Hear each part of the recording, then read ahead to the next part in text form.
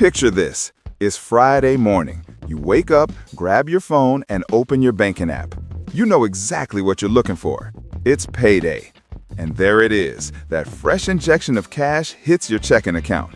For about 4 seconds, you feel rich. You feel in control. You think, okay, this is the month. This is the month I finally stack some real cash. But then, life happens.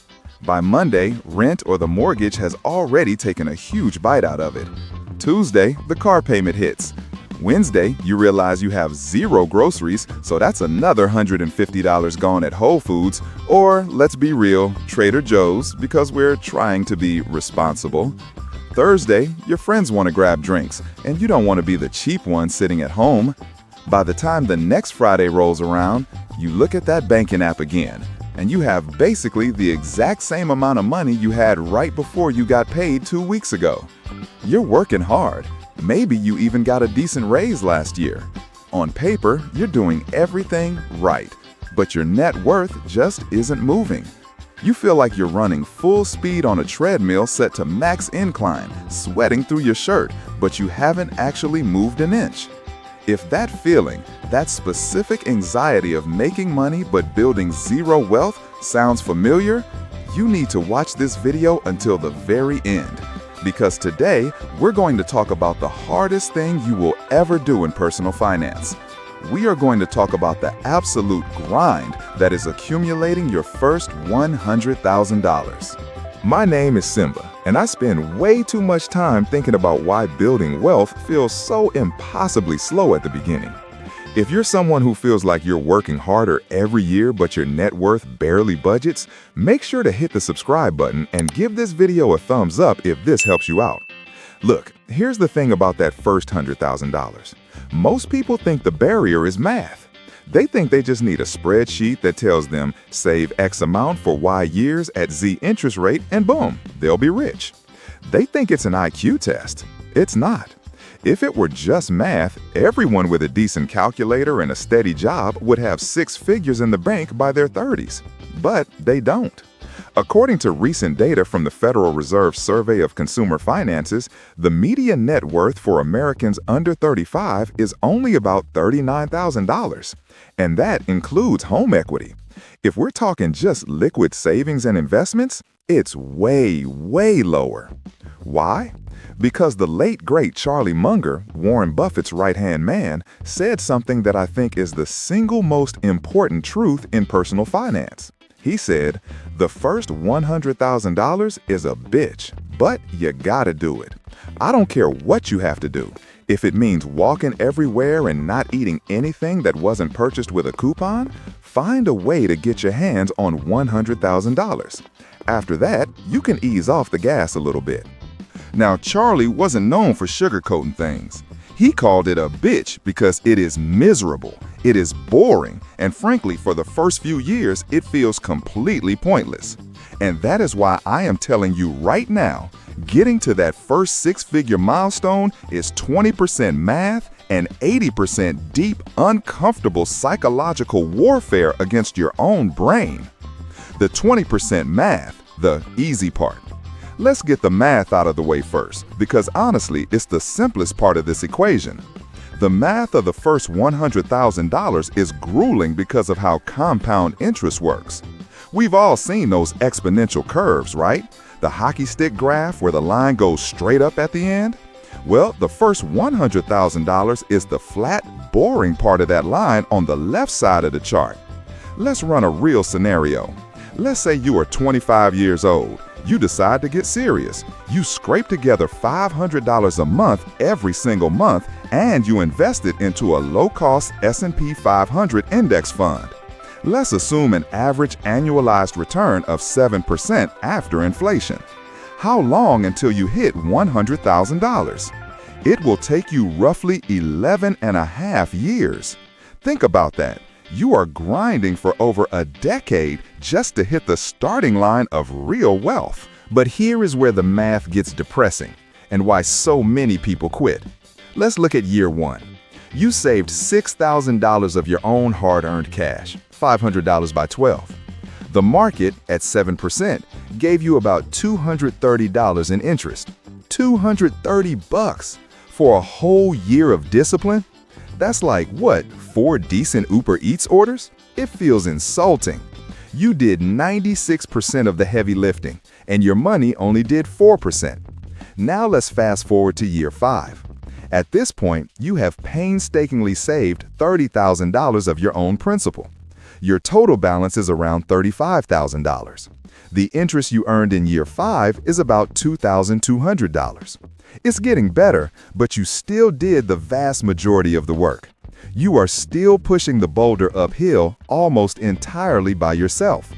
This is the mathematical reality of the first $100,000. Your money isn't big enough yet to work hard for you. You are working for it. And this brings us to the psychological trap. The 80% psychology, the hard part. If the math is just save $500 a month for 11 years, why can so few people do it? It comes down to 3 major psychological hurdles that will try to derail you every single day of those 11 years. Hurdle 1. The boring middle and delayed gratification. The human brain is literally not wired for this. We are evolved to seek immediate rewards. We want the dopamine hit now. When you save $500, you feel the pain immediately. That's $500 you can't spend on a weekend trip, new clothes, or a nicer car. You feel the deprivation instantly. But the reward? The reward is 11 years away. It's like going to the gym. Imagine if you went to the gym 5 days a week, ate perfectly, lifted heavy, and for the first 3 years, you saw absolutely zero physical change in the mirror. How long would you keep showing up? Most people quit after 3 months. In finance, this is called the boring middle. The initial excitement of starting your budget has faded, but the goal is still miles away. This is where you die a slow death by 1,000 cuts of just this once purchases. You have to develop the psychological fortitude to delay gratification not for days or weeks, but for years without seeing massive results. You have to fall in love with the process of being disciplined because the results are going to ghost you for a decade. Hurdle 2. Identity and lifestyle creep. Here's what most people don't realize about wealth building. It's an identity crisis. To save your first $100,000, you have to actively reject the identity that society tries to push on you, the identity of a consumer. We live in a culture entirely designed to separate you from your money. The moment you get a raise, the world tells you it's time to upgrade. New title at work? Time for a BMW lease. Got a bonus? Time for a bigger apartment. This is lifestyle creep, and it is the single greatest destroyer of wealth in the middle class. I remember when I got my first real corporate job. I was making more money than I'd ever seen. And all my peers immediately went out and financed new cars. They moved into the luxury downtown apartments with the granite countertops and the rooftop pool that they used twice a year. They looked rich, but they were broke. They were financing a lifestyle to match their new income, ensuring their savings rate stayed at exactly zero. The psychology needed to hit $100,000 requires you to be okay with looking behind your peers. You have to be okay with driving the 8-year-old Honda Civic when you could technically afford the Tesla payment. You have to derive status not from what you buy, but from what you keep. It's the ability to say, I am not what I own. I am what I am building. That is a massive psychological shift that most people just aren't willing to make. Hurdle 3. The what's the point effect. Around year 4 or 5 of that journey we calculated earlier, you're going to hit a wall. You'll have maybe $40,000 saved. It's a decent chunk of change, but it's not life-changing. You can't retire on it. You can't buy a house with the cash. And you're tired of saying no to things. Your brain starts whispering, look, you have $40,000. Why are we still living like college students? Let's just take $5,000 and go to Europe. It won't matter in the long run. This is the tipping point. If you give in to that voice, you reset the clock. You interrupt the compounding process just as it was about to start getting good. The discipline required to look at a pile of cash that you desperately want to spend and leave it alone so it can turn into a bigger pile of cash later is excruciating. It requires mastering loss aversion. You have to realize that by spending that $5,000 today, you aren't just losing $5,000. You are losing what that $5,000 would have grown into over the next 30 years, which is likely over $40,000. That European trip doesn't cost $5,000. It cost your future self $40,000. Now, you might be thinking, Simba, this sounds miserable. Why would anyone do this? Because of what happens after you cross the finish line. The light at the end of the tunnel.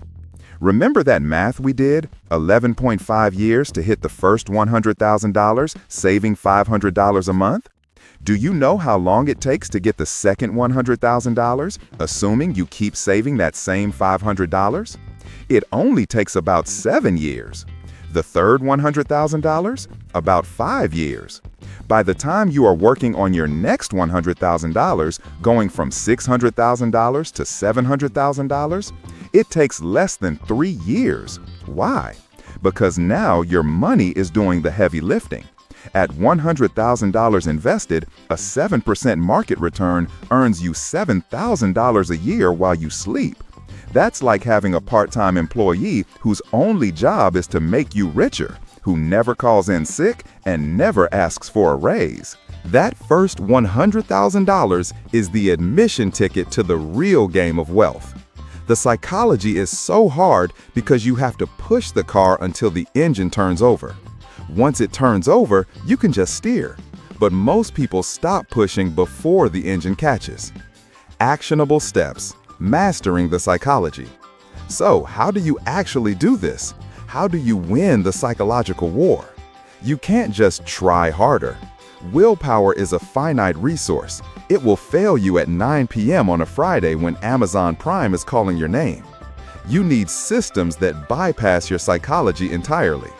Step 1. The pay yourself first tax. Stop trying to save what's left over at the end of the month. There is never anything left over. Treat your investments like a tax to the IRS. You don't pay your taxes if you feel like it, right?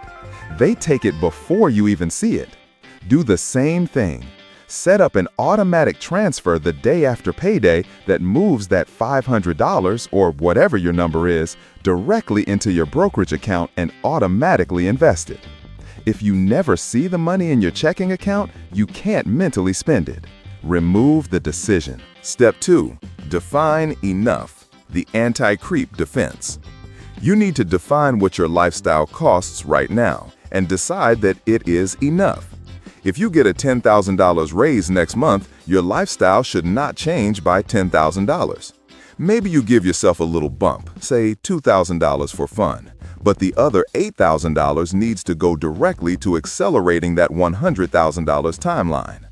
Write down the things that actually bring you value and ruthlessly cut everything else. If you love expensive coffee, fine, buy the coffee. But don't buy the coffee and the new car and the premium cable package and the expensive clothes. Pick your battles. Step 3. Change the scoreboard. Stop obsessing over your income. Income is just velocity. It's how fast money is moving through your hands. It is not wealth.